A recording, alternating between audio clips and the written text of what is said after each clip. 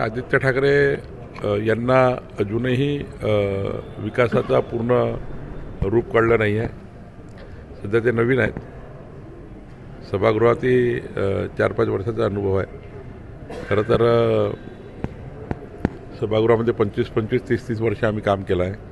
त्यामुळं त्यांना सरकारचे धोरणं, सरकारची भूमिका हे कळणार नाही. त्यांनी जे महानगरपालिका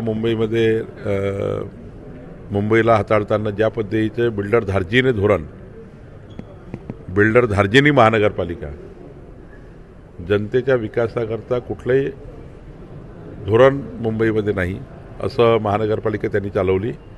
तीच आता पुढं त्यांना तशी सवय लागली आहे बिल्डर धार्जिणी, आणि म्हणून ते आमच्याकडे असे बघतात.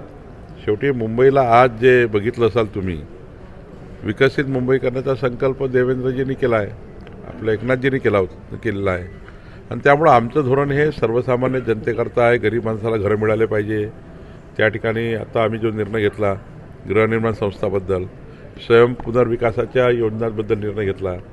जवळपास मुंबईच्या 90% मराठी माणसाला या ठिकाणी हक्काचे घरं मिळतील. मुंबईमध्ये सर्वच प्रकारचे इन्फ्रास्ट्रक्चर त्या ठिकाणी होईल.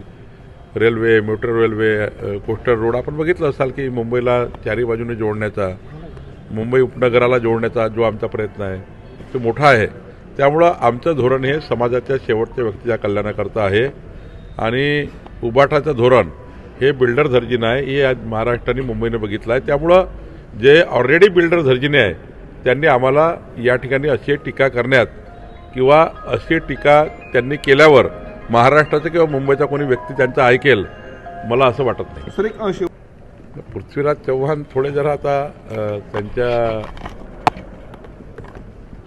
जे काही मला वाटतं आता त्यांच्या नाही आता का बुद्धिभ्रंश होतो आहे पृथ्वीराज चव्हाणांना हे मला माहिती नाही, पण बुद्धिभ्रंश होतो आहे. त्यांना काहीच्या काही बोलाची सवय लागली आहे. कुठं पंतप्रधानाचे स्वप्न बघतात, काय करतात, कोण जाणार कोण येणार. आता मला वाटतं जगातला सर्वात मोठा भविष्यकर्ता हे पृथ्वीराज चव्हाण झाले आहेत असं वाटतं. थोडा बुद्धिभ्रंश झाला असं मला वाटतं.